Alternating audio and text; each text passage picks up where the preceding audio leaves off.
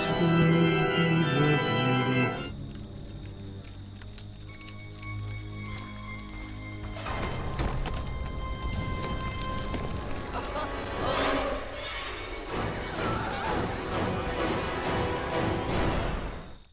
And now a word from our sponsors. That's right, Dark Arts, which is a pretty cool market type of place that happens every so often here in the state of Florida, South Florida especially. Well, they're going to present Original Sin Underground Market, which is going to be at the Doubletree Executive Meeting Center in Palm Beach Gardens, right off of 95.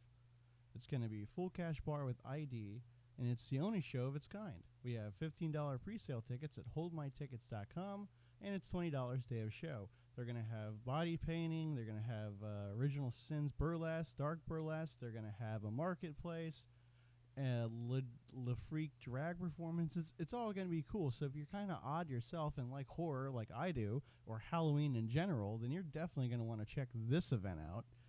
Costumes and freaks are welcomes. You could stay at the Doubletree if you were traveling from a far distance, but today's the last day to get the $99 discounted rate, so make sure you check that out and go to the Doubletree Hilton to get more details on that.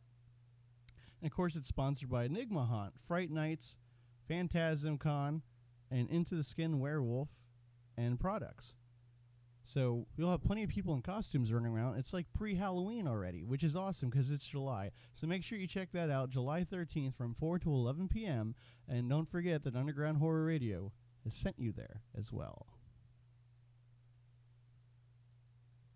All right, hey, and welcome to Underground Horror Radio here on podunkradio.com and on Facebook, Podbean, YouTube. So today's going to be kind of neat. So it being the 3rd of July, tomorrow is the 4th of July. Now, today is more of a Return of the Living Dead type of day because, as we all know, that's when the movie takes place. But Jaws takes place over a week or so, maybe 2 weeks, and tomorrow, July 4th in the movie, is when the last attack happens in the bay. So to celebrate Jaws and the Summer of Horror 19 for Underground Horror Radio, what we're going to do is I'm going to finish opening up my birthday presents from June that my wife got me, the rest of the Jaws Pops by Funko. So I'm going to do the other shark last. Now, last time, there he is. He looks really cool. Now, before that, Funko made these reaction figures that are about yay big, skinny little guys. This is the shark that they released for that. And he opens his mouth and stuff. Bruce. So why that's a little more realistic to a point where the great white shark looks. Doesn't look bad coming up like that, right? This one seems to match the background a little bit better. Either way, I like them both. They're both pretty cool. Now, this one doesn't have a barrel in it. Air tank in its mouth. The other one I have does. So that's 2 of them. Now, they are releasing one other one at San Diego Comic-Con that I probably won't be able to ever get, and it's actually the shark eating Quint at the end of the movie, which is awesome, except for I'm not going to San Diego. So it's bullshit. Anyway, let's start. So let's do this first. Let's open the guys. So I have Matt Hooper. Pretty cool. They did a pretty good job with that. Richard Dreyfuss.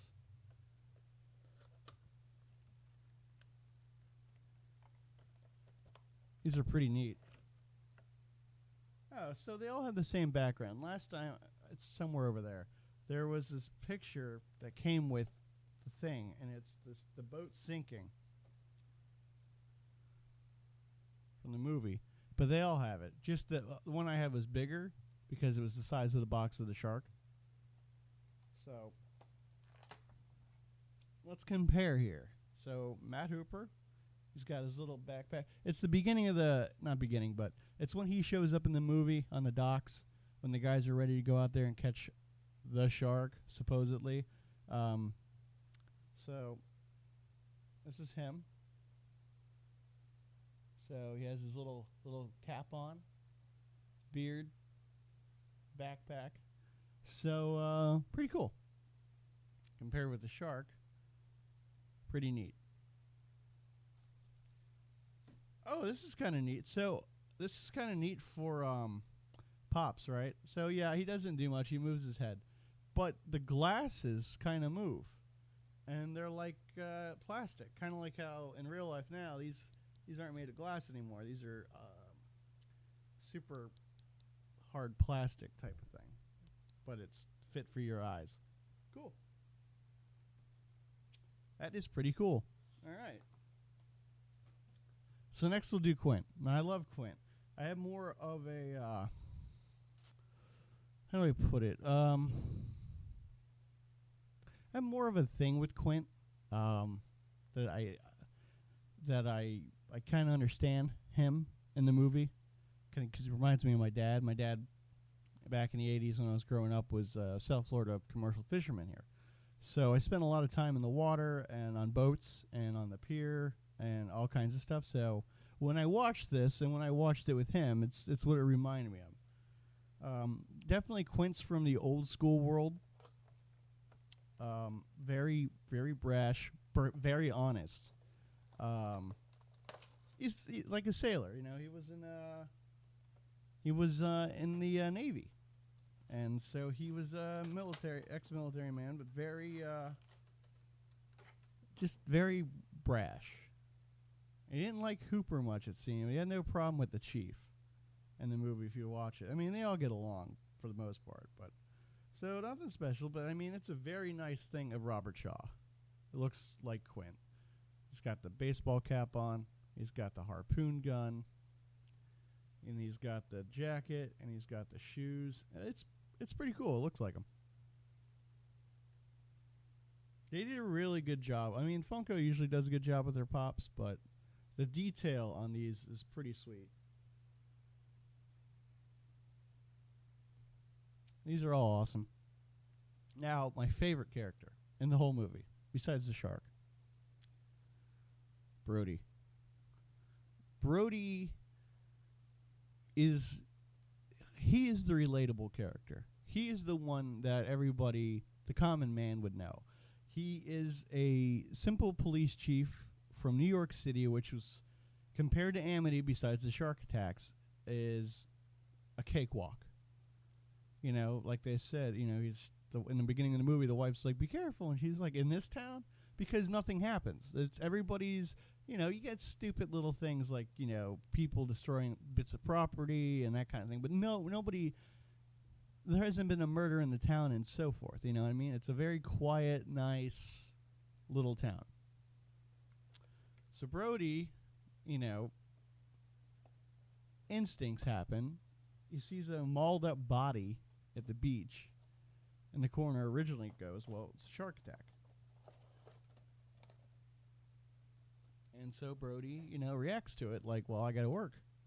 You know, protecting the people is important. That's what he does. So the cool thing about Brody I always liked is, and why he's got that situation as far as being a police chief under control, you get the government comes in, the local government, and they could have made like a mayor one. I would have got a mayor one, even though the mayor,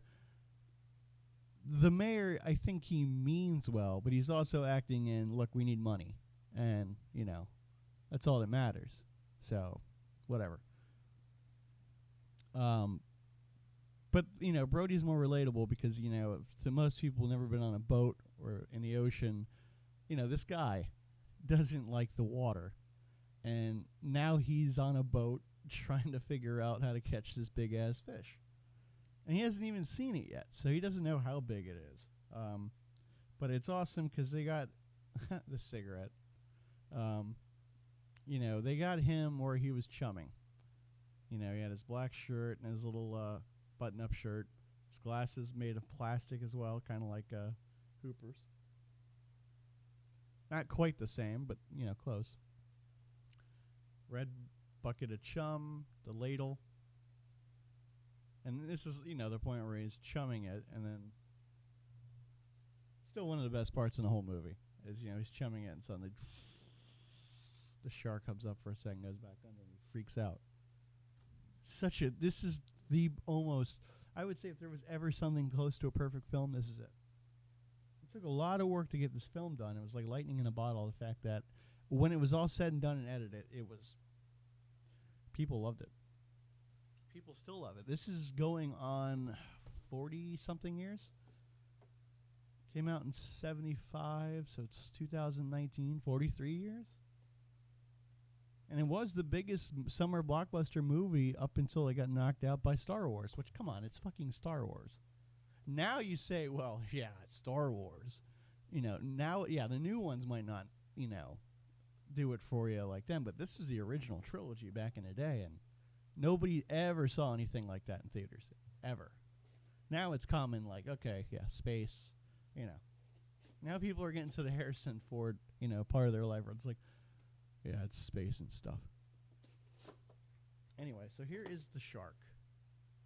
This one has the barrel, which Brody blows up at the end of the movie. Spoiler alert if you've never seen Jaws, really.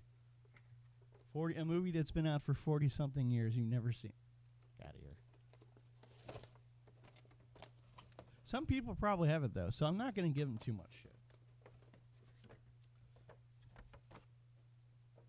I'm just a super fan, so. Like, this Evil Dead and Friday the 13th series is, like, my thing. All right, look at this bad boy. So he's not much different than this one, except that they shoved the barrel in his mouth. In fact, they are pretty much duplicates, except they managed to integrate the barrel in there, and it's glued in. So there it is. So these are the Jaws Pops from Funko. They came out about May is when I got this one. I bought this one first, but I didn't open it till now. And I was in the middle of a move, so now I'm moved. And I know I said back in June, after my birthday, that I was going to open the rest of these then. But, with July 4th around the corner, and it's summer horror, I figured, you know what? Why not do this? And then, yeah. So anyway, we got plenty more stuff coming up this summer. I'm going to open up some more Jason figures. The Dark Arts events in July 13th coming up. You guys should definitely check that out. Plus, Underground Horror Radio will go back to its musical format coming this weekend. Saturday nights for 4 hours. We're going to play all kinds of, horror stuff from 8 to midnight. And we're also having replays on the Midnight Run, which runs from Saturday morning at 12 a.m., so Friday night going into Saturday at 12 a.m. till 5 a.m. And then later on that night, we'll do the 4 to 8. So, pretty cool. Plus, we'll have stuff on YouTube and Anchor. So, anyway, I'm going to play more games. I got Diablo. We're going to upload some videos of Diablo, playing that. And, of course, we're going to do, now that the 4th of July stuff is over with Jaws, we're going to do the reviews of 6, 7, and 8, Friday the 13th, and also have some games of that. And we'll also be doing Jaws 2 as a review later on this summer. And tomorrow, hopefully, we should drop the Jaws review in depth.